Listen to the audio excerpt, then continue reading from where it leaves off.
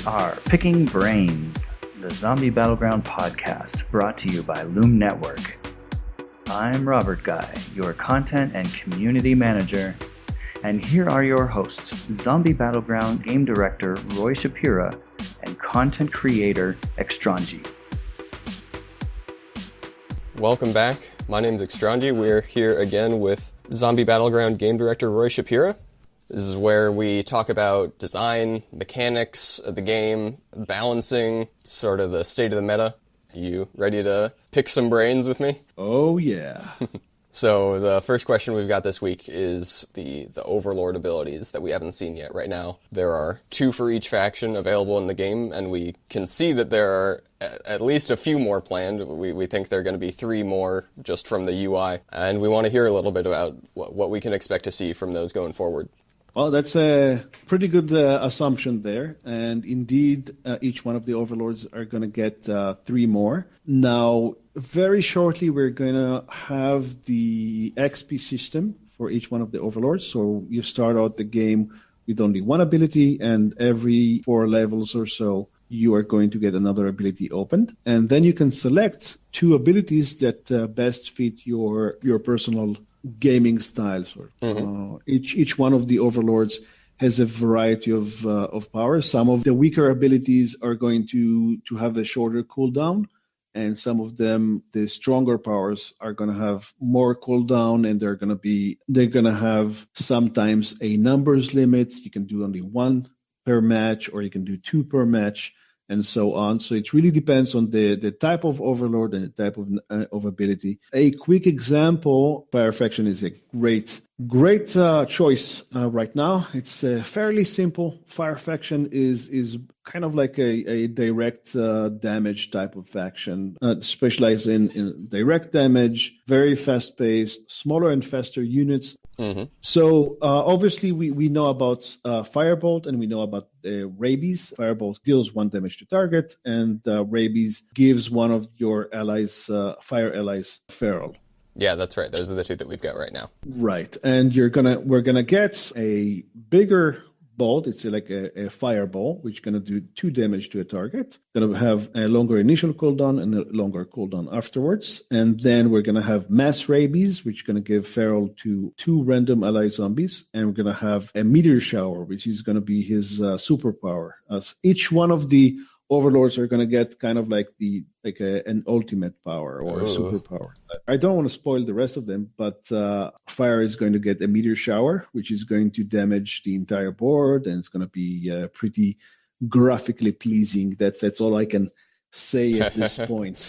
Nice. Each one of the overlord is going to have 1 of these, and usually it's going to be a really powerful game-changing ability that you'll be able to use around the end game, kind of like a final strike type of deal. All right, well, that's super cool. And so you said we'll get those by leveling up our factions, but and that happens by playing the game. Super cool. The next question we got, the starter deck that new players are going to get when they jump into the game. What can a free-to-play player expect when they start Zombie Battleground? The idea of starter deck basically is each player that starts the game has a basic deck they can start with, and then they can start playing the tutorial, playing a few matches against the AI to learn the game. And while playing each one of the overlords, you level them up. And each few levels, you're going to get basic cards from that specific faction. So, for example, at the beginning, you're going to get 10 cards open to everyone who starts the game. These are basic cards, which means you can't melt them, you can't turn them into goo or anything like that. They are kind of like always there. And they're zombies that you can't open in packs. They're ones that we haven't seen yet, right? Right, exactly. You can't get them anywhere else. You can only get them when you start the game, and you can get them by leveling up your overlord. And every few levels, you're going to get another card for each one of the factions. So if you're playing the Fire faction, there are 5 more basic cards in the Fire faction. You're going to get over the 20 levels that you're going to level up your Fire overlord. Same thing with Earth, same thing with Air. All the other factions, you're going to get 5 basic cards for each one of them. And you can mix and match and use that as your starter pack when you're starting. Obviously, you can earn more cards and more packs while playing as part of the rewards, random rewards that you're going to get while playing. And you have to remember this game is going to be on the blockchain, which means that cards are actual items. You can use them. So these basic cards are not tradable. They're part of the main game, and you can't trade them, you can exchange them, you can't melt them. And the idea here is if someone very clever thinks that they can open 1,000 accounts and get these cards and then trade them, then you can't. If you open an account, this will eliminate the whole problem with bots. And, Gotcha. And clever people that think they can manipulate the system or anything like that. But this is pretty standard in the card collection game genre. So. Yeah, I think everyone likes free stuff, and so I'm really excited to see more cards. Like, for me in card games, it's always just what's the new stuff. I really like looking at new cards, so that'll be fun when we get to see those. And right now we have 160 cards, about 160 cards in game. And very, very shortly, we're going to have another batch. It's 150 new cards. Out of them, about 40 would be basic cards. Oh, okay. Cool. It's going to be like a new season kind of thing. Okay. Kind of like that. So then, next on my list, the faction strengths, and we've had this idea like proposed in as far back as the Kickstarter, where the different factions have one faction that they're strong against and one faction that they're weak against. And so right now in the game, that manifests itself as the horde building restriction, where you can't add cards from the faction that you're weak against. And then there are also, each faction has a 1-goo 1-1 that is, when it's attacking a zombie from the faction it's strong against, it does an extra damage. And these are the zombies like Pyramaz, Izzy, Rocky, and there are 6 of them. And so what I'm wondering is, should we expect to see more cards like Pyramaz, Izzy, Rocky in the game? Well, that's a great question. We did start at the beginning with saying, with this noble idea that we have 6 factions, and it's like rock, paper, scissors, but more complex, and we have this weak against and strong against, and so on and so forth. So at the beginning, it was like a global system that kind of covered the entire cards, all the cards automatically. So if you were on a stronger faction and you played against a weaker faction, it would be kind of fun. Thing is, sometimes you were the weaker faction, and that really, really blew. Right. It was really, it were internal testing. It was way before anything was released to the public. So I started a match, and it was like, I see that my faction is like, I'm playing with Toxic against Fire, and I just like immediately closed the game and started a new one. It's like not even worth trying because it was so like too powerful. And the difference was +1 against the faction you're strong against, and -1 against the faction that you're weak against. And that was way too powerful. That means that most of the minions were just not effective at all.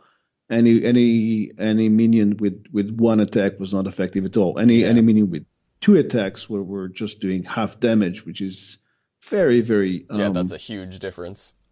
Yeah, exactly. It was a huge difference. I decided to remove that global system and create specific minions that are going to be a bit stronger. We're going to have a few more of these. They're going to be isolated, and just because of their ability, they're going to be specifically stronger against that faction. Now, I also removed the restriction against while building your horde. You can actually build your horde with any cards. There is no restriction whatsoever. So you can do fire and toxic, you can do earth and air, you can do whatever you want. Okay, so that's good to know then. Personally, I'm not yet. Like what you were talking about where it feels bad to play against the weak thing, that's sort of what I was expecting when I saw one faction's supposed to be weaker than another, but I'm glad that you've dialed it back from that initial state. I think most people would be. So sounds like you made the right choice there. Thank you. And yeah, once something is not balanced, you feel it quite immediately. Okay, yeah. And so with regard to that, with sort of balancing, and so right now in the client, there are a lot of cards that are either very similar to each other across factions, or some cards within the same faction, they're very similar, and some cards that are just like stronger versions of other cards. And so I wanted to ask you, in the final vision of the game, like I know we're in the middle of balance right now, and so anything that looks similar right now is probably going to be a lot different at the end. But so in your final vision of things, do you think we're going to have any cards that are just the same card but in a different faction? Well, we are going to have a few cards similar to Slab. Our famous little Slab doesn't have any ability, and we are going to have a few of those in each faction. Some of them are going to be similar. Some of them is going to be just like a 1/1/1 with nothing, or a 2/2/2 with nothing. Different combination of that. After we kind of balance everything, kind of make sure that all the factions are kind of similar, we're going to go into another phase of balancing and make sure that each card is unique and each faction card is unique. So there's no two cards that are totally similar. For example, right now with two cards that are fairly similar, like Burn and Shale. Burn from the Fire faction and Shale from the Earth faction. Shale has already been rebalanced. It's going to be a 2 goo cost 2/2 and going to have the Blitz ability instead of Feral. And Burn is going to be a 3 goo cost 2/3 Feral officer. Right now, this is like the next phase of rebalancing, so it might change. By the end of the week, it might be something different. Same with Nail Bomb and Molotov. If you take these two, Nail Bomb is kind of like the big brother of Molotov. It's kind of like a more damaging. The idea of both of these is going to be like a clearing tool for the board. If you're like swarmed by a bunch of zombies, you throw one of these and it's super effective.